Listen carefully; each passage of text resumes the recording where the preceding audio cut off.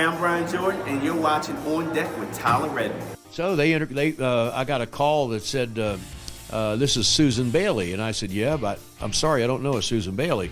She goes, I'm Henry Aaron's secretary. And I went, yeah. She goes, Henry would like to talk to you. I said, yeah, okay. And he said, how would you like to fly down to Sarasota and look at our pictures? And I said, I would love to. He said, well, when can you do it? Jokingly, I said, tomorrow. He goes, okay, we'll take care of that. I'll meet you at the airport in Atlanta. Susan will have the arrangements. And then I get on a plane with Hank Aaron and fly down to Sarasota. He offers me a job, and I said, well, what team do you want me to manage? He goes, no, he wants you to be a pitching coach. Hi, this is Phil Necro. You're watching On Deck with Tyler Redmond.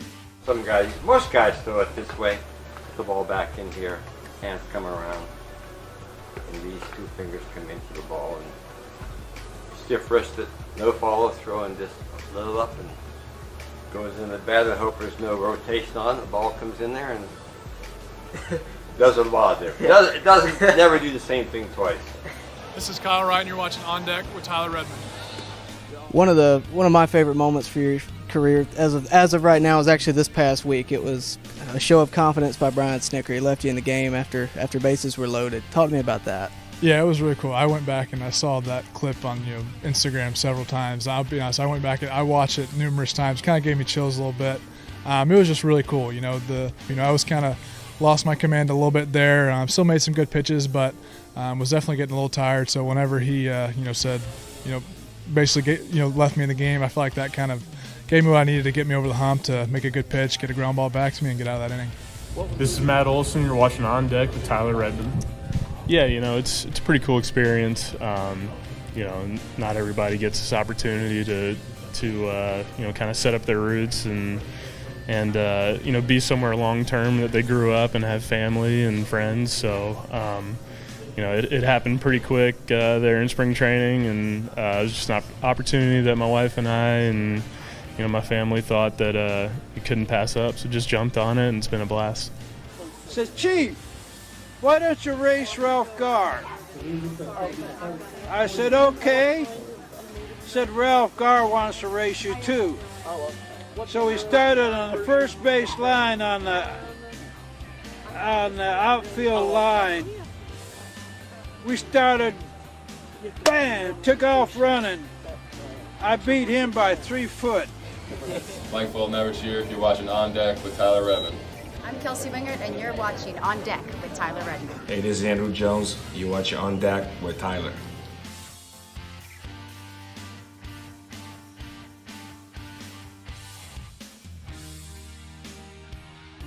Hello, baseball fans.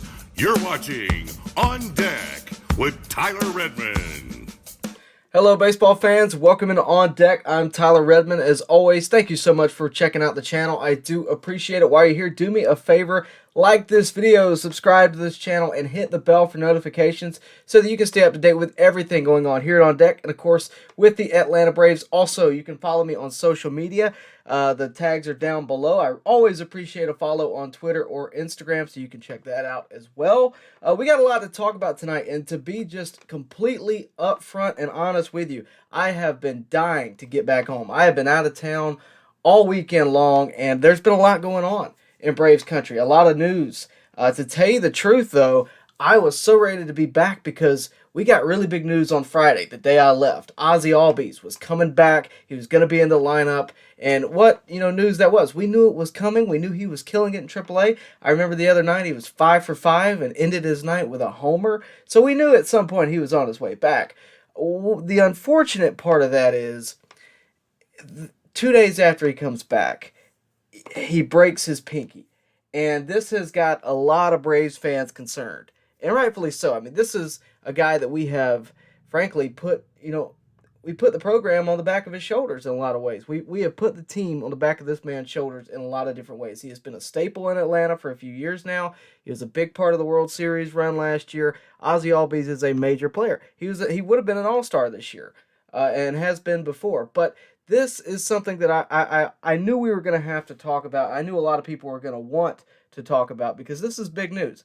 He's going to be out for the rest of the regular season, and that sounds terrible. That sounds awful, right? But keep in mind, the regular season is going to end very, very soon. And Ozzie Albies, it's possible that he's going to make it back for the postseason. That's what's important here. The other thing that I think everybody needs to take a step back and realize is we have a very good backup. This guy right here, Vaughn Grissom, who has had a very good rookie season, does not need to be overlooked here. Just the fact that we have someone like Vaughn Grissom to go to, who a consistent hitter, a decent fielder, the fact that we can go to him as opposed to someone, all respect to him, compared to someone like a Guillermo Heredia or a Ray Adrianza, a fill-in, that is a bench bat. Vaughn Grissom could be an everyday player on any team. Much less the Atlanta Braves. So I think that is something that we need to realize. This kid is good. He's going to be here for a long time anyway. And if nothing else, at least we don't have to worry about where he plays. That being said, come postseason, I believe Ozzie Albies will be playing second base, and I believe we'll have to find at bats for Vaughn Grissom as well. So that's my thoughts on the Ozzie Albies injury. Of course, very unfortunate. 3 months on the IL, and then to come back and not 2 days later, you're back on it. Very unfortunate for Ozzie Albies. I was in D.C. When Ozzie Albies broke his foot. I was watching that game, and I didn't expect him to be gone as long as he was. I didn't expect him to, be on the IL longer than 15 days. I didn't know what it was when it happened. It didn't look like an apparent major injury, but of course it was. So I think that is something that we need to need to realize that, this is very unfortunate for Ozzie Albies, and we hate to see it, but this is albeit, an injury, it is a very minor injury compared to his last one. I do believe he will be back by October, and I believe he will be playing in the postseason. That being said, the other thing we need to talk about, there's been a guy who's had quite the hot streak lately, and he's a guy that we've been looking for, we've been wanting him to pop off all year long. This man right here, Ronald Acuña Jr. And look, he's had 2 homers in the past couple of days. He's been on fire. I got to think that having Ozzie Albies back probably helped with that. But just having, him performing like an elite player again has been a good thing to see. I think we all can agree there. And I think we all can hope for, this is the right time. I think we all can hope for this to move to the postseason. And Ronald Acuña can have what he didn't have last year, and that was a postseason run and postseason play. We've all seen what he can do in the postseason in years prior. Hopefully he'll have some moments in 2022 as well. With that said, though, there is a guy that, just has been struggling lately, without a doubt. I actually got a Facebook message today asking me if I was going to talk about this guy, and we are. A friend of the channel gave me an interview earlier this year, Matt Olson, first baseman. Look, Matt Olson has slumped this year. He's been honest about it. I've seen his interviews. I've read up on him. The thing I like about it is the accountability, because that's what I think a lot of players struggle with is accountability. He knows it's a problem. He's addressing it. He's saying that he's making the changes that he thinks he needs to make. He's working on it. He's watching video. We're hearing the communication from, the player to the fans of, look, I am aware that I'm slumping right now. But, it's not necessarily all his fault. Sometimes, guys, baseball is a tough game. And he hit a ball the other night, 107 miles per hour off the bat, and it went 397 feet for a flyout. Sometimes stuff just happens. That being said, I have full faith in Matt Olson to flip it around and be back on the grind and be back to the player that he was a month ago. I really think Matt Olson is going to be a fundamental part of whatever the Braves do this year, and I think we're going to see a major turn. I think it's better that Matt Olson is playing like this now as opposed to 2 weeks from now. I think that's what you need to realize, because that Mets series is coming up fast, and the postseason is coming up fast as well. So that's what you got to realize. And also realize that when one player slumps, the rest of this team is so good. Up and down the lineup, there are guys that can not only, drive in runs, but guys that can hit the long ball. Up and down the lineup, and the talent that the Braves have and the depth they have. We spoke about Vaughn Grissom a minute ago, but the depth that they have in the minors is insane. And I think we got to realize that, and we got to be appreciative of that. So with that said, there's a lot to talk about, obviously, with the Braves right now. We're going to get into what you guys want to talk about for sure. But do me a favor, like this video. It really does help out the channel. Subscribe to this channel, and of course hit the bell for notifications so that you can be notified and all that good stuff.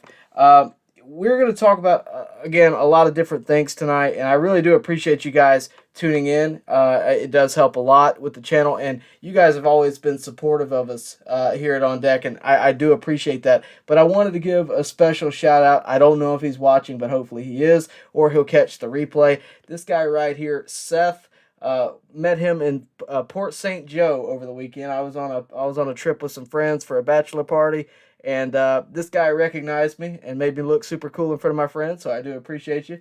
They gave me crap all the way home for it, but I do appreciate the support. If you recognize me, I know you're a Braves fan, without a doubt. You know, we're an up and coming YouTube channel here at On Deck, growing, you know, as fast as we can. But any support is support that we appreciate. Seth, by the way, that kid deserves a raise. So if you're watching and you work where he works, give him a raise. He deserves it. He's great. But yeah, really do appreciate the support. Appreciate you guys tuning in, and you know, we're going to be here as long as we can to talk about what you guys want to talk about tonight. So I wanted to check in. Jamison Taylor says hello. He says that was a good win and we swept the Phillies. That's what we got to do, right? I mean, we talked a lot about the schedule for the Braves compared to the Mets. We've said that the Mets had an easier schedule. But if the Braves continue to win games, you know, alongside the Mets, it's going to get interesting. Just the fact that we're within a game and we've made this an actual race for the division is interesting enough. But if we can actually topple the Mets, it's going to be really fun headed into the postseason, without a doubt. William says, hit the like button and share. I couldn't agree more. Hopefully you guys will do that. Johnny T says, let's go Braves. Blake Newsom tuning in. Let's see. William Fogum says, Olsen needs a day off. He will get it turned around, but could use some rest. Maybe that's the case. Maybe he's got to swing it out. You know, we really don't know. But I do believe he's going to flip it around. I think, you know, it's easy for, you know, the guys that watch the games every day to criticize the play. It really is. And we find ourselves doing that. And, you know, there comes a point where it's warranted. I mean, we all know the Marcell Ozuna struggles this year and last. You know, we're all aware of that. And sometimes it's warranted. But with Olsen, you know at some point the guy's going to break out. You just do. And that, I mean, he's a phenomenal player. These guys are going to have times where they struggle, and it's going to happen. The important thing is that he flips it on before the postseason. That's what's important, because, you know, Olsen has looked for that opportunity, you know, his entire career. He's looked for an opportunity to actually make a run as a team to the World Series. So maybe, just maybe, he'll be a fundamental player in the Braves winning another one. Johnny T says it was a good sweep. Really looking like it's coming down to that 3-game Mets series. Guys, I've told you all year long that 3-game Mets series was going to be huge. It's at the tail end of the year. Those two teams are fighting it out. Very eerily similar to the Braves-Phillies series that the Braves wound up winning last year that, you know, stole the division from the Phillies. It mathematically eliminated the Phillies from winning the division. I was there for that game. If you watch the clip where Will Smith closes that out, I'm sitting right there holding my phone recording it. So, yeah, I mean, it's similar to that. If the Braves can get it down to within a game and, you know, and win it, you know, then it's going to be very interesting. And it's shaping up to be quite the run for the Braves at the end of the year, as well as the Mets. But, you know, as much as the Braves are injured, the Mets are too. You know, you look at, I don't know if he's back yet, but Starling Marte had a broken pinky the other day. Max Scherzer is out for 15 days, still on that IL list, I believe. So I look at that and I say, you know, it's getting to the end of the year. You know, these teams are going to be beat up. They've been playing all year long. You know, injuries are going to happen. So the Braves are going to have to, you know, play better under those circumstances than the Mets do. But it is really looking like it's going to come down to that 3-game series with the Mets. Hopefully the Braves show up for it. I mean, that's all we can really ask for. Captain Spartan says we are on Fox Thursday night, he believes. I'm not sure. I think we are. Again, I've been out of town, so forgive me. I've been keeping up with the Braves, but it's been tough for me to watch all these games for sure. Skylar Baker says it sucks for Albies. Yeah, look, I mean, Ozzie Albies is obviously a well-liked player. He's one of my personal favorites. I have a pair of game used cleats from him right over there. I like Ozzie Albies a lot. I think he's a guy that, you know, brings a lot of energy to the team. I think the energy we've seen out of Ronald Acuña these past few days probably has something to do with the fact that Ozzie Albies has been in the clubhouse. I can't help but not think that. We did a whole video on that earlier this year. You ought to go check it out. I really think that could be the case. And I really think that Ozzie Albies is a leader in a lot of different ways. So, all we can ask for is that he, recuperates soon and he's ready to go for the postseason. That's what I would like to see, because you put in Ozzie Albies, I think you have a complete lineup. I really do. And when he was in the lineup for the Braves, he was active. He was hitting the ball. He had a big double in his first night back. He was on the bases when he got hurt. I mean, the dude was performing. And that's what's so unfortunate about it, is that he's battled back, these past couple of months and finally got back and just couldn't do anything with it, unfortunately. Skylar Baker says, can Grissom play the outfield? I believe so. Right now, they don't want to take Robbie Grossman out of that because, he's Robbie Grossman and he's hitting like he's Robbie Grossman. And the dude has been performing very well. So they don't want to take him out of left. That being said, I believe Grissom can play outfield. All right. Basically, the way I see it going down, Ozzie's going to play second whenever he's around. He is going to play second all the time. Rightfully so. The dude's an all-star second baseman. He's going to play there. However, Vaughn Grissom, if we're going to keep Dansby Swanson next year, I think Vaughn Grissom is likely headed to the outfield. Because, you have Michael Harris and Ronald Acuña, who are staples in the outfield, and then your infield's pretty much locked down if you sign Dansby. It's locked down for years. So if you're going to keep Vaughn Grissom on the Atlanta Braves, the only place I can see him playing is left field. So that being said, they've been practicing with him. They've been having him out there during pregame. I really think Vaughn can do it. And the thing about it is he's young enough to adapt, right? We've seen a lot of different players play the outfield. Chipper Jones played the outfield. Ryan Klesko played the outfield back in the day. Players can adjust. And I really think Vaughn Grissom is young enough, athletic enough, fast enough to play the outfield. And that's really all you need. If he plays left field, he's playing from the same side that he's accustomed to at shortstop. Because, look, he's playing second base right now, but the dude grew up as a shortstop. And, I think that is the key there is, can he adjust? And right now, I think the easier spot for him to adjust to would probably be left field, just because you're moving back. You're basically moving backward. And there's going to be an adjustment period. There was an adjustment period for him at second base, I'm sure. There is no minor league stat of him playing left field or even outfield in general, but I think he can. I really do. We'll have to see. I'm sure he played it growing up at some point, so I'm sure he'll figure it out.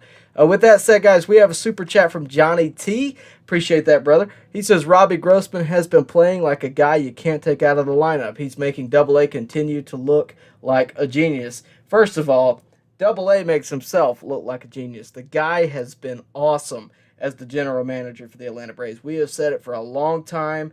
Every move he makes sense. I told you that a few years ago. Even when, there wasn't a move to be made, he tried to go out there and get starting pitching back in 2020. Sure, we round up with Robbie Erlin and Tommy Malone. That didn't turn out how we wanted it to, but it was the best thing we could get at the time. Nobody was going to get off starting pitching. So, that being said, we all know what he did last year at the trade deadline. What he did this year probably wasn't up to those standards, but, what is? Last year was phenomenal. But Robbie Grossman has been a diamond in the rough. Really, he has been phenomenal this year.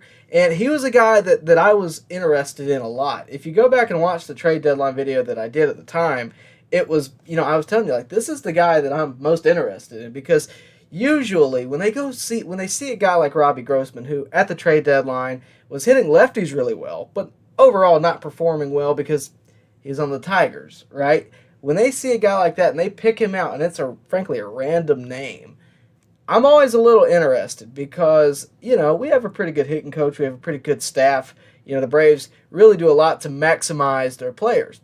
And Robbie Grossman has spoken on that multiple times. He said, look, the Tigers just don't have the assets that the Braves do. They don't have, I guess the facilities, the programs or whatever the case may be that the Braves do. And maybe, not the coaching that the Braves do. And I'm sure there's a lot of hesitancy there to say that, but it's probably true. You're talking about the defending World Series champs as opposed to a last-place team for the last number of years. So, that being said, Robbie Grossman was a guy they looked at and said, look, if he can make this one or two, mechanical changes, this guy can rake.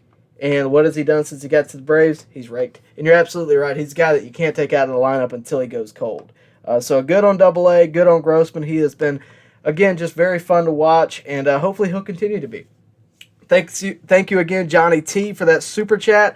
Guys, do me a favor, like the video, subscribe to the channel, hit the bell for notifications, all that good stuff. But the most important thing you can do is like the video. It really does go a long way in helping me grow the channel, and it's where it all starts, is where you like the video. So make sure to do that before you go. I really would appreciate it. All right, let's get back up here and let's see. A lot of you guys being active tonight. A lot to talk about tonight for sure. Yeah, Jameson Taylor, thank you for reminding me. I almost forgot. He says that was good pitching from Strider. Not only was that good pitching by Strider today, Strider's had a great year. I think we're all aware of that. He's the fastest one to 200 strikeouts. I think he did it. He beat Randy Johnson's record of all time, by the way, for a rookie, to 200 strikeouts by 2/3 of an inning. And when you're beating a guy like Randy Johnson, you're doing pretty good. But he beat everybody else in history as well. So congrats to him. He's only the third Brave as a rookie to get 200 strikeouts. And I think it's been like 50 or 60 years since the last one. So, you know what? Great on Strider. He's got a great candidacy for the Rookie of the Year. I think right now he'd be my favorite. The Braves have a lot of good rookies, but Strider has been absolutely phenomenal out of the starting rotation. I don't know how he doesn't take that award home. I really don't. Miguel says, hey, Tyler, why does Snitker continue to keep Olson at the number 4 spot? He should be moved down the lineup, at least number 7, until he gets his confidence back. Miguel, I'll be honest with you. I don't think it's a confidence issue. I think Matt Olson is plenty confident in his ability. I think, the game of baseball works, in different ways. It's a tough game. And like I said earlier in the show, the guy hit a ball the other night, 107 off the bat. It was looking like it was going to be a home run and finally get him out of this slump. And it wound up being caught on the warning track. So at the end of the day, what's the real problem? I don't think it's a confidence issue. I think it's a mechanical issue. And until he works that out, then yeah, you might be right. Maybe move him down to the lineup. But at the same time, moving him down the lineup could do what you just said and take away his confidence. So with that, I think Snit, a lot of people question Snit. I get it. He's the guy that you're going to run to. I don't believe the lineup, is necessarily the first place I would go. It'd probably be the bullpen right now, and I'm questioning a Snit decision. That being said, I like Snit. I think he handles the ball club very well. I think he's one of the best managers in baseball, if I'm honest with you. And it's because of the way he mixes old school and new school. Yeah, the Braves use analytics. We see him do the shift all the time. But at the same time, Snit trusts his guys. And Olson is one of the guys where if you're going to play this guy, if you're going to have him on your team, he's a guy that you have to trust. He is a guy that you have to believe in, you have to go with, and you have to go with him with full confidence. This is a guy who has every ability to be an all-star. He's a guy who's already been a Gold Glover, and he's a guy that is, I'm going to be honest with you, when I talked to him, he felt like he was a leader. I mean, that's the best thing I can say about him. He felt like he was consistent, and I'm not even talking from a baseball perspective here. I am talking from a mindset perspective. The guy was very straightforward, consistent. He felt like he would be a locker room leader. That's the best thing I could say. So I don't see the Braves moving him out of that number 4 spot. And not even from, it would be easy for us to go, well, that guy needs to be gone to, number 7. You can't change the lineup every day. There's got to be some consistency. I think Olson being at number 4 is probably that consistency, at least in the top 4. He doesn't necessarily have to be number 4. Maybe move him to number 2. The problem is the Braves have done so well with this lineup. I mean, Dansby at number 2 has been great. Riley's done well and up in the few top spots. I think we've all thought a time or two. Michael Harris wouldn't be bad in the leadoff spot. I think we've all thought that. So at the same time, you're talking about this one move. I think Snit's going to keep it. I do. You don't go changing things. Halfway through the season. You really don't go changing things in September, gearing up for October. I think, they're going to let Olson work it out, similar to how they let Kenley work it out, similar to how they let Will Smith work it out last year. Whoever it may be going through the slump, they have got to work it out themselves in a lot of ways, at the plate during games. There's plenty that Olson can do off the field, but it's really got to be, he's got to see elite pitching to be able to hit it and to, adjust. Find that adjustment. And right now we haven't really seen it, but I'm sure at some point we will. So I appreciate the question, but I don't think moving him out of that spot is the answer. With that said, guys, reminder, please like the video. It really does go a long way in helping me grow the channel, and we're looking to do that. So please make sure to like the video. It really does help. Jamison Taylor says that was an awesome game from Acuña, got all those RBIs. Yeah, like I said, Acuña has been on a hot streak, and it's a really good thing to see. You know, he hasn't had the year that I think we all were hoping for. And there's a lot of reasons for that. Number one being he is still battling back from, you know, his knee injury last year. And I know a lot of people are like, well, he's got to play through that. I get that. He is playing through it. But at the same time, guys, when you're on a bad wheel, it's going to show. And the power numbers haven't been there. And to be honest with you, I don't think we've seen, you know, Ronald Acuña that we're familiar with. And I think this weekend has been that first real glimpse since early this season. You know, we've heard a lot about I'm playing through it. It's excruciating pain. We've heard a lot about that. And I think this is one of the first times we saw Ronald Acuña play like he can. And that's a good thing to see, especially this time of year. It really is. Miguel Freaka says, hey, Tyler, Contreras deserves to be our number 4 hitter. I get that, but let's think about this also. Contreras being a catcher, you know, some days he's going to catch, some days he's not going to catch. The lineup's going to shift around him in a lot of different ways. So I'm not saying that it has necessarily a big effect, but he might not play every day, especially once Ozzie returns, because you're going to want to find as many at-bats for as many guys as you can. You might not play catchers every day. And that's something that has to be considered. Contreras has been phenomenal this year. I don't discount that. But just keep in mind, he may have to, you know, we may have to shift a little bit. And you may see some shifting really in the postseason. I think once Ozzie comes back, you're going to want to find at-bats for Ozzie Albies, Vaughn Grissom, Marcell Ozuna. They're going to try to find at-bats for these guys. And even gearing up for the postseason. These guys have got to get regular at-bats all the time. Contreras, again, phenomenal year this year. All-star year. But I don't know that you're going to necessarily want to build your lineup around a catcher in the number 4 spot. And again, what are you paying Matt Olson to do? And I always go back to money, but it's true. What are you paying Matt Olson to do? You're paying him to, you know, be a top 4 hitter. And right now he hasn't been that, but I believe he will. John Kruger says, we have Eddie and Robbie that can play in the outfield. Yeah, I agree with you. You know, Eddie Rosario and Robbie Grossman are viable candidates. I think right now Robbie Grossman more so than Eddie. We've seen Eddie have his moments this year. That he's had good games. He's had bad games. He's definitely been better this second half. I'm curious with Eddie, are we going to see the guy that's in this video this year? Are we going to see the guy that just pops off come the postseason? Is he going to be able to do that? If not, then we're going to have to, you know, find other plans. But if he can be that guy, think about what kind of weapon that is. If Grossman can be that guy, if Vaughn Grissom can be that guy, if anybody can be what Eddie Rosario was last year in the NLCS, it's going to be a fun ride. But yeah, look, we have a lot of different options. And that's the key there is options. You have multiple guys where if one guy's not hitting, you can play another one. Now, Olson's a little bit different. He's your first baseman without a doubt. But in terms of the outfield, in terms of, you know, at second base, you have options. And that's the fun part about this Braves team is the depth. You know, I look at the starting pitching. I know Odorizzi pitched yesterday, didn't do a bad job. But I look at starting pitching and I go, well, you know, come postseason, you just might see a minor league starting pitcher.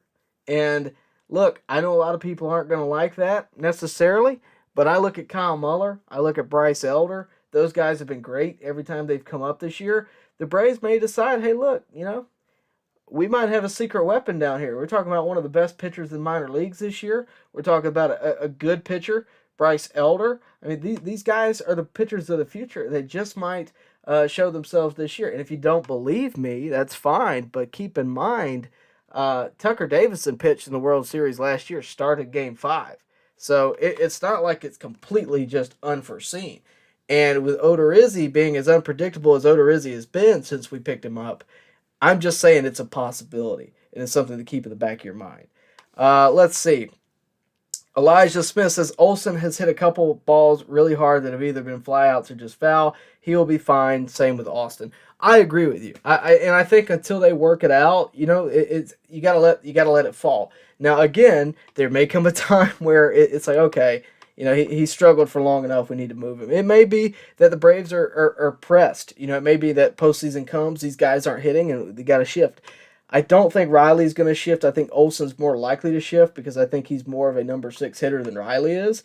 But I don't think either one of them are going to move, if I'm honest with you. But I appreciate that, Elijah. I completely agree with you. Yasuki Knight tunes in. He says, "Go Braves," and everybody goes through slumps. Agreed. I completely agree with you. Mark Narmore says, "I don't have anything to complain about tonight." Good to know. He says, "Yes, Olsen is probably tired. Love the show." Thank you, Mark. I really do appreciate you. Yeah, Olsen may be tired. We're hitting that. We're hitting that stretch of the season where everybody's playing at their top level, and when you play 162 games. It's going to add up. And you may see some fatigue there. You may just see a guy that just is struggling. And look, sometimes struggles just happen. And we can always try to find a reason that I get that. But at the same time, sometimes it's just struggles. Sometimes it's just slumps. Maybe he needs a day off. Maybe he needs to play through it. Whatever it is, I'm sure the Braves will figure it out. I got a feeling it's some mechanical issue. I was reading an interview with him earlier, Atlanta Journal-Constitution. And it was basically, look, I know there's problems. I'm watching video. I'm looking at the mechanics. I don't want to think too hard about it, which is fair. I mean, you don't want to get in your own head. But at the same time, he is looking to make, he is making, he is trying to fix it. Captain Spartan, oh, geez. He says, second question, favorite type of pizza, and do you think pineapples belong on them? Pineapples do not belong on any pizza ever. No, absolutely not. My favorite types of pizza would probably be either plain like pepperoni or like meat lover, I guess. But pineapples don't belong anywhere near my pizza. Absolutely not. Garrett Clemens says, "How's everyone tonight?" I'm doing great, Garrett. Good to hear from you. Scherzer is starting tomorrow. Yeah, I think that's his first start back. But again, the Mets are still battling injury just like we are. That was really the point I was trying to make. Skylar Baker wants to know, who is the MVP, Goldschmidt or Freeman? I haven't looked at it here lately because, let's be honest with you. I'll be honest, I'm focused more on the Braves. And to be honest with you, individual MVP voting and individual awards don't really concern me unless they're directly affecting the Braves for right now. Of course, we are looking at expanding at some point, but for right now, that is the case. If I had to give you right now, if you had asked me 2 months ago, I would have told you without a doubt Goldschmidt. I'm keeping more of an eye on the AL MVP. And reason being, Judge is having quite the year. Shohei Ohtani is still Shohei Ohtani. So I think that one's going to be pretty interesting. Right now, I'd probably pick Judge over Ohtani just because he's having, just a ridiculous year home run-wise. He's looking at breaking Roger Maris's record, and maybe more. But just that year in particular has been very interesting for me to watch. In the National League, I'm probably leaning Goldschmidt, but it's gonna be that one's gonna be a much closer one than I think the AL will be. Maverick says, "Yeah, great job Braves with 3-game sweep, but with Ozzie Albies out again and Olsen in a bad slump. But we all know the kid will step up." So yeah, Olsen's gonna step up, Riley's gonna step up. They're all gonna be. I think they're all gonna be performing on all cylinders at the right time. That's the big thing. Good to hear from you, Maverick. Let's see. I'm going to scroll down a little bit. You guys have been very active tonight. I really do appreciate it. We are going to be on for about another 20 minutes or so. We're not going to have a very long stream tonight. Just frankly, I'm getting back from vacation. I have work in the morning. So I do appreciate you guys tuning in. Absolutely, I do. We're going to answer as many questions as we can during that time. If you want your question answered now, all you got to do is do what Johnny T did earlier and super chat. That will give you priority. And of course, if you'll do me a big favor and like the video. Jameson Taylor says, "Yeah, good night, guys. Both of my favorite teams won." Okay. Joe Reed says, "I read an article today about Mike Soroka, and it said he's healthy and will join the Braves to end the season. I hope he's right." Let me do some Google searching, because last I heard, it's not even that he's healthy. He didn't have a very good start the other day at all. I want to say he gave up like 6 runs. Everything I've seen has been that it's looking like we won't see him. And I hate to give you that bad news. I really do. But it's looking more and more like we're not going to see Mike Soroka. And we all know that I really wanted to see Mike Soroka. I would have loved to see Mike Soroka make a return this year. We went out to Rome. His first night, he looked great. But that being said, that's one start. And I don't know that his stats really warrant coming back, especially as a starter right now. I don't know that he even rivals Jake Odorizzi. I don't know that he would rival Kyle Muller and Bryce Elder. I think there's, some more time that he's going to have to put in before he's ready. I really do. And I was really hoping it would be the other way around, but the stats just aren't there to warrant a Mike Soroka return right now. Again, I'm rooting for Soroka. He's one of my favorite players on the Braves. He's obviously, anytime you have a return like that, it's big news, and it's fun to talk about and fun to see as well, and good to see. I think Mike Soroka's got a bright career ahead of him. I think expecting him to come back this year is a lot to ask. It really is. And if you had asked me a month ago, I would have told you the complete opposite. I'm like, yeah, look, let's have him let's get some rehab stints and let's go. But right now, as I'm looking at the numbers, as I'm keeping up with it, it just hasn't looked, promising. And that's all I can really say about it. I hope that it completely changes. I hope that his next 2 starts are shutouts and he comes right up to the roster and has a great postseason run. But right now, it's just looking very unlikely. But the good news is, again, the guy's on the mound. He's pitching, and at some point or another, we will see Mike Soroka take the mound in Atlanta. That's what's important there. Garrett Clemens says Michael Harris plays every day and has crazy average OPS and defense. Yeah, I think you're referring to the Rookie of the Year conversation. I get you. But again, it's going to be tough. What I hope for is that one of these Braves wins it, because without a doubt, I think one of them deserves it, either Strider or Harris. But I just don't want them to take votes away from each other. That's what's going to be tough. Michael Harris is one of my favorite players to watch right now. He's a 5-tool guy. He's got great stats, like you mentioned. But at the same time, I look at Strider. I see a guy that got 200 strikeouts before Randy Johnson did. That is something that has to be appreciated. They've both had equal impact on the team. I think that's fair to say. In the lineup, Michael Harris has been just as good in the lineup as Strider has been in the rotation. But having the ability to go to a rookie every 5th day and him pitch the way he has this year, I don't think that can be replicated. Not very often, at least.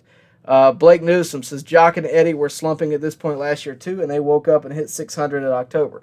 Yeah, that's kind of, everybody wants predictions for October. It's tough. It's tough to give you predictions. I would not have predicted that, Eddie Rosario would have been the NLCS MVP in May of last year. No way. I wouldn't have predicted it in September. Those guys were great. Eddie was also battling injury last year, so maybe we'll see a huge transition, and, maybe when it gets cold, he hits better. Who knows? But at the same time, I'm hoping that, at some point somebody's got to break out. Hopefully it's Eddie. Let's see. Skylar Baker says we have the best last batters in the league. Good second leadoff guys, get a lot of runs across. Yeah, we did a lot of talk not too long ago about the bottom of the order. I think I still have that in here somewhere. But yeah, we did a lot of talk about the bottom of the order because, the bottom of the order, we're talking about Michael Harris, Vaughn Grissom, and Robbie Grossman here. These guys have been great this year. And, the speed, the consistency from Robbie Grossman added on to that. But the youth, this became, it used to be early on in the year, and I'm sure you're going to know where I'm going with this. It used to be early on in the year that when the bottom of the order came up, it was, well, we're not going to get anything here. And if you're a casual fan, you're probably flipping the channel, right? But if you noticed when these guys started, after the trade deadline, after this was all put together, these guys really made a difference. And the bottom of the order is the opposite now. We've seen so many rallies, we've seen so many different moments where these guys have been able to perform. And Robbie Grossman, again, the consistency he's been able to have at the plate, the small ball that he has the ability to produce. Michael Harris, consistent hitter, but also speed. Vaughn Grissom has been a great, another Michael Harris type story where he's just been phenomenal this year. The bottom of the order, look, you can't look past it. We've talked about it a lot. We did a stream the other day, and we talked about it. That's where I went and got that graphic from. Appreciate that, Skylar. But yeah, a lot of those runs have come across because of guys like that. You can't just, always rely on Ronald Acuña, Dansby Swanson, Matt Olson, and Austin Riley. It doesn't always happen that way. Sometimes you have to rely on Contreras and below, or whoever it may be. And those guys have been able to do it consistently. So credit to them. Yeah, Blake says Eddie is finally over 200. That's a good sign. It is a good sign. I just wanted I wanted to be around 250 by this point, and we haven't seen that because look, I don't want Eddie to just be good in the postseason. I really wanted Eddie to have a really consistent year this year, and I mean that with all due respect. Eddie was the one guy that I wanted to keep. Out of the guys we got at the deadline last year, and I'm talking about Jock Peterson, I'm talking about Jorge Soler, all those guys. Eddie was the guy that I was like, that's the guy that can be consistent over 162 and be your everyday left fielder. That was the guy I picked out. And a lot of people disagreed with me. They wanted the World Series MVP. I get it. Trust me, I do. But he signed a 3-year deal. Eddie was the guy that I knew we could lock down. I just hoped that he could play every day and produce. We haven't seen that this year. Now, granted, for half the year he couldn't see. So, that being said, since then, we haven't really seen a major jump for Eddie either, and I want to see that major jump. If he can, if he can turn it on, he may be like some of those other players that produce well under pressure. He obviously did last year, so maybe you're right. But we got to see that sooner rather than later. Joe Reese says, since that reliever that returned from Tommy John surgery is having elbow problems against Soroka, may take his spot. Possibly. I've said since the Soroka conversation started that I thought that, Soroka doesn't have to come back as a starter because for a lot of the year, I didn't see him finding a spot. Look, next year, Morton might retire. He may be able to find that hole. Odorizzi may find other options. Whatever the case may be, they very well may give Soroka a shot in the pen. But at the same time, you're talking about going into the postseason with a guy like Mike Soroka, who's been phenomenal in his career. We all know how good he is. Never really pitched out of the pen, never been a bullpen pitcher, and it's a lot different. It really is. And I don't want him pitching a ninth inning. I don't want him pitching, anything of consequence. I hate to be that way. I have full faith in Soroka's inevitable return, but I don't want to put that type of pressure on him. I think it's just a lot to expect out of a guy. I really do. Skylar Baker says, Eddie was a legend in the NLCS. Look, Eddie does not have to buy another beer in Atlanta, Georgia, ever again. And it's for this moment right here, plus many others. Eddie was phenomenal last year, okay? But we can't expect that every year. Some other guy may be the guy this year. It may be that Eddie, is very, very good under pressure. It very well may be the case. Mark Lemke was a guy like that back in the day. Just always had a very good postseason. Eddie may very well be that guy. I hope that he is. But again, it's just a lot to expect a guy that's hitting 200 on the year to come in and hit 600 in October. It's just very hard. But at the same time, Marcelo Zuna is a guy that over 60 games could carry a team. During that stretch he did in 2020. Maybe he's the guy that has a great year. I'm sure he's motivated. So it could be anyone. But for right now, I think it's just going to be fun to watch. And I think that's what you got to keep in mind. Skylar Baker, I agree with you. One of the best postseason performances ever. Absolutely agree. One of the most unexpected, I would say, too. And to be honest with you, I've done a lot of talking about it. I think it was the greatest trade deadline in baseball history. I don't see how you can find another one. You're talking about a trade deadline where you got your NLCS MVP, your World Series MVP, and I would say what would have been your NLDS MVP if there was such a thing in Jock Peterson. Jock Peterson's also probably your back half of the season MVP as well for the Braves. The guy brought the energy. We all know that. We all know what he brought to the Braves last year. But you're talking about a trade deadline that brought you all that. Plus Adam Duvall, plus Richard Rodriguez. I don't know of another deadline for any other team in baseball history that brought you that and led to that much success. I can't find one. There's been big deals. There's been blockbuster trades. But one that had that amount of success and that many different avenues, I don't think you're going to find one. And that's why it's so hard to top. Everybody was upset when the Braves only went and got Robbie Grossman and a couple other things this year. Because they didn't need it. They didn't have to do it. So it's fun, it's fun to look back on, but it's a new year.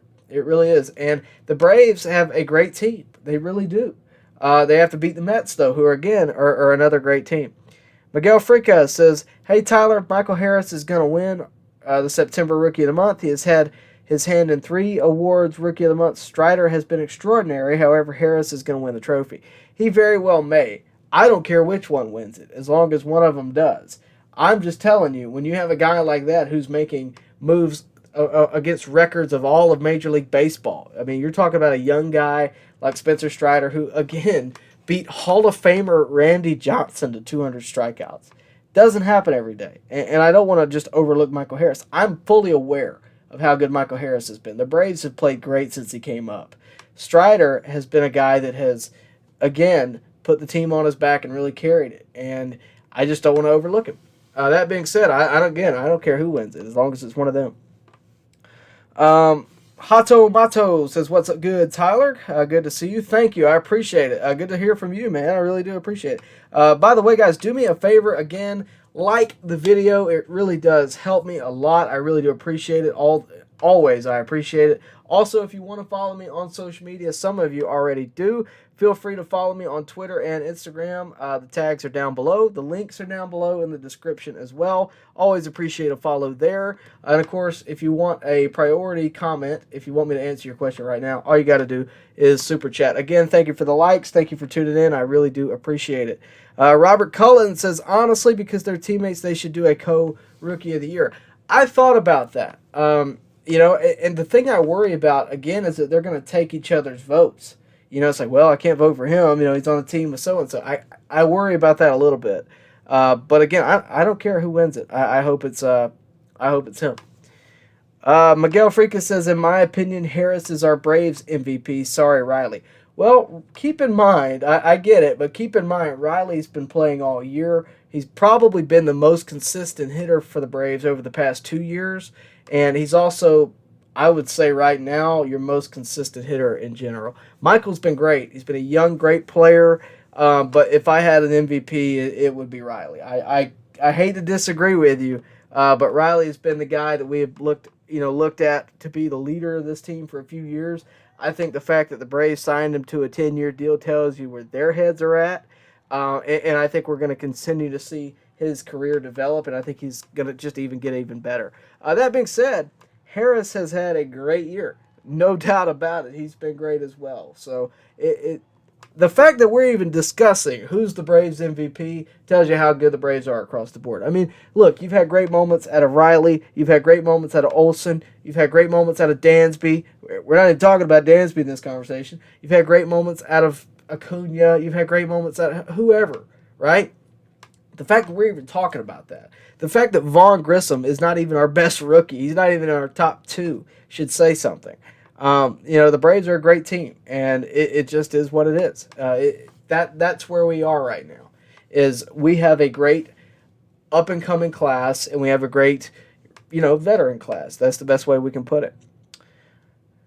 Let's see. Hato Mato says, no other trade deadline highlights what the Braves did, the best trade deadline in history. Completely agree. The Braves are building a dynasty. Yeah, I did a video on that. You ought to go check it out. We did that the other day. Super Me Bro 2022. I hope I got that right. He says, can we repeat again? I want it to happen. Look, the way I see it, if you get into the postseason, you have a chance. Right? If we get into the wild card, look, the Nationals did it back in 2019. I think the Braves are better than what they were back then. I really do. I think the Braves, if you get them in the postseason, nobody's going to want to face them. And who's to say we can't? That's the way I feel about it. Joe Reese says Spencer Strider is a right-handed Billy Wagner the way he throws. Yeah, it's very similar. I know exactly. Chip Carey spoke about it. He goes, one time, he said he throws like Billy Wagner, but pitches like Kerry Wood or something like that. It moves like Kerry Wood.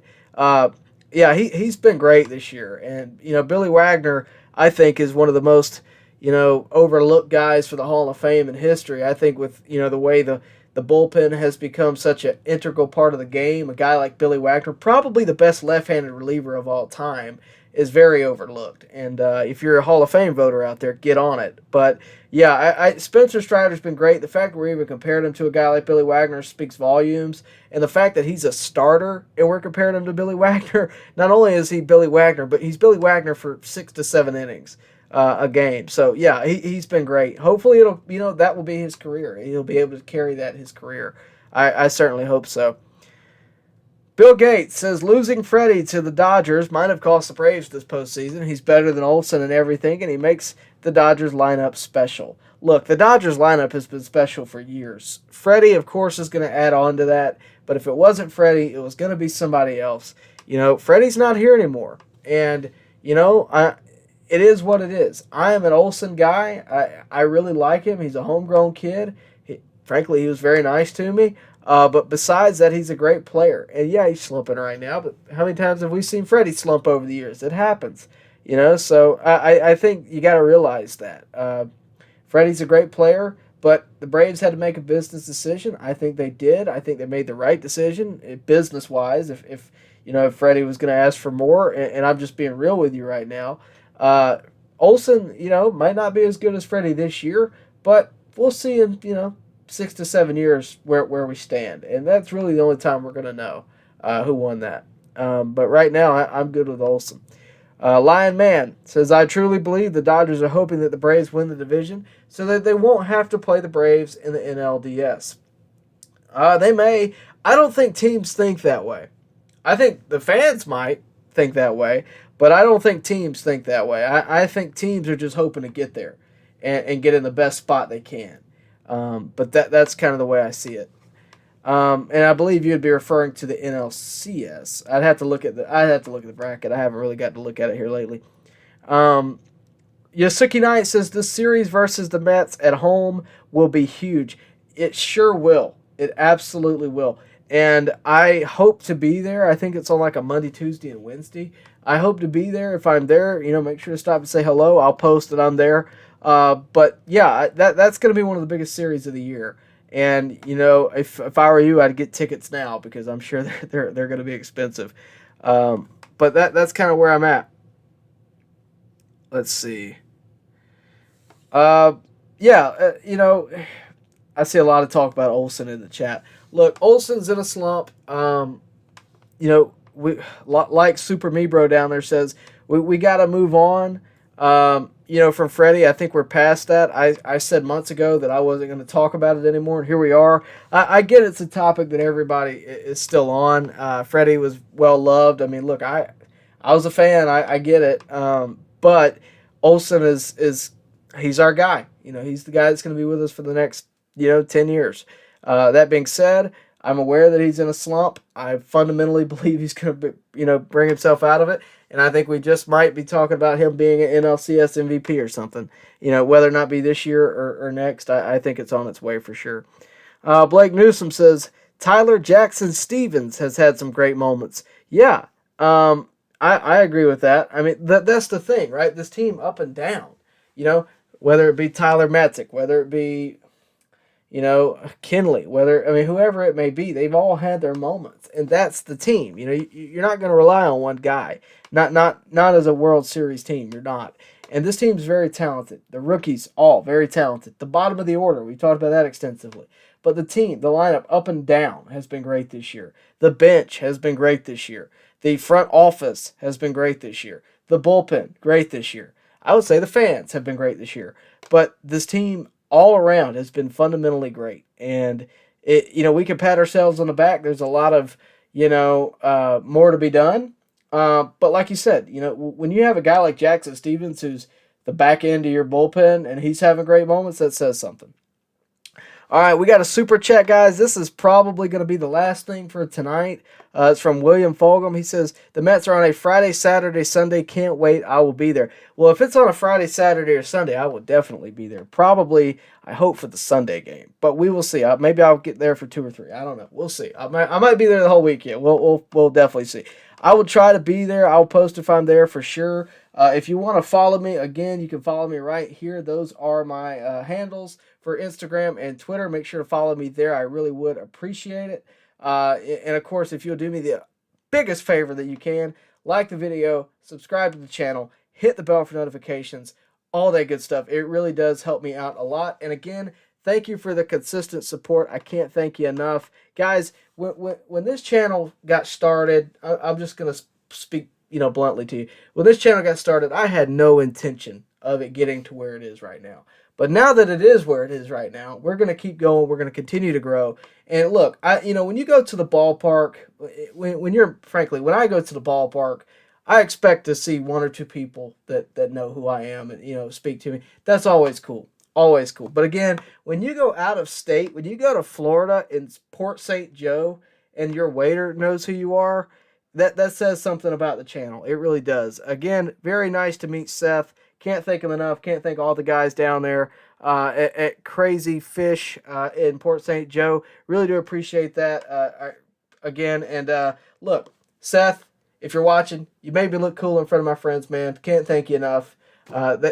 They got on my case the whole ride home. It was funny. But again, thank you for the support. Thank you for watching, Seth. And again, thank you all for watching as well. One last comment from Kyle G, only because I think you're a new subscriber, or I hope you're going to be a new subscriber. Kyle G says, every player has moments in the year where they go through slumps. Olsen will hit his stride again and be a beast in the postseason. Keep the faith for the A. Kyle, what a great way to end it tonight. Positive note. I appreciate that. I hope you'll subscribe. Hope you all, again, will like the video, subscribe to the channel, hit the bell for notifications, all that good stuff. I do appreciate it. With that, guys, we'll see you next time right here at On Deck. Hi, I'm Brian Jordan, and you're watching On Deck with Tyler Redmond. So I got a call that said, this is Susan Bailey. And I said, yeah, but I'm sorry, I don't know a Susan Bailey.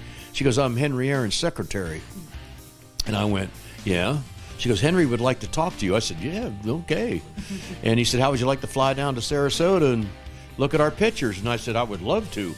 He said, well, when can you do it? Jokingly, I said, tomorrow. He goes, okay, we'll take care of that. I'll meet you at the airport in Atlanta.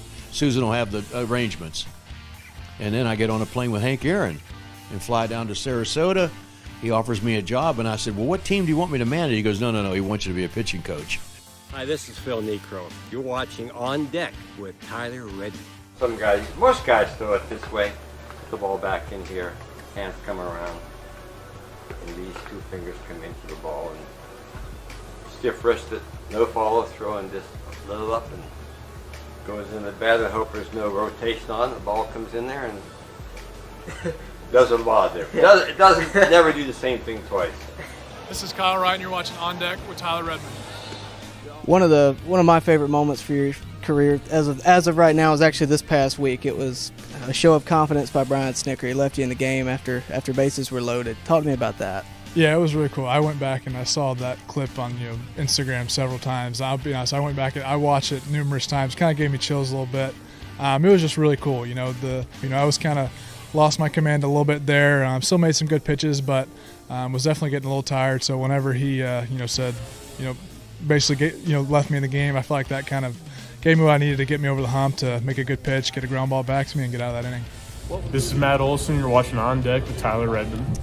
Yeah, it's a pretty cool experience. Not everybody gets this opportunity to kind of set up their roots and be somewhere long term that they grew up and have family and friends. So it happened pretty quick there in spring training, and it was just an opportunity that my wife and I and my family thought that we couldn't pass up. So just jumped on it, and it's been a blast. Says, Chief, why don't you race Ralph Garr? I said, okay. Said, Ralph Garr wants to race you too. So we started on the first base line on the outfield line. We started, bam, took off running. I beat him by 3 foot. Mike Never here. You're watching On Deck with Tyler Redmond. I'm Kelsey Wingert, and you're watching On Deck with Tyler Redmond. Hey, this is Andrew Jones. You watch On Deck with Tyler.